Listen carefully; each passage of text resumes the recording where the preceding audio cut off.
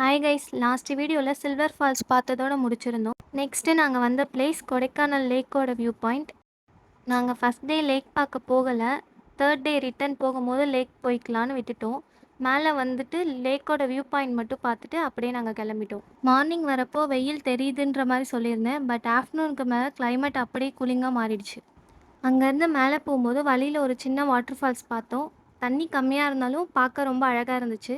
நம்ம சில்வர் ஃபால்ஸ்லேயே தண்ணி கம்மியாக தான் இருந்தது, பட் இங்கே எக்ஸ்பெக்ட் பண்ண முடியாது. இருந்தாலும் ஃபோட்டோஸ் வீடியோஸ் எடுக்கலாம் நல்லா இருந்துச்சு.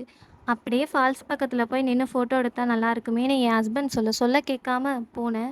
அழகு இருக்கிற இடத்துல தான் ஆபத்து இருக்குன்னு சொல்லுவாங்கன்ற மாதிரி விழுந்து வாரினது தான் மிச்சம். பேச்சாடா பேசுன, கொஞ்சம் நஞ்ச பேச்சா பேசுன. மன்னர் பரம்பரை, மண்ணாங்கட்டி பரம்பரை, நீயே இப்ப மாவு கட்டு பரம்பரை ஆகிட்டாங்க. So the moral of the story is husband சொன்னால் கேட்டுக்கோங்க. இந்த ஃபால்ஸ் நேம் லிரில் ஃபால்ஸ்.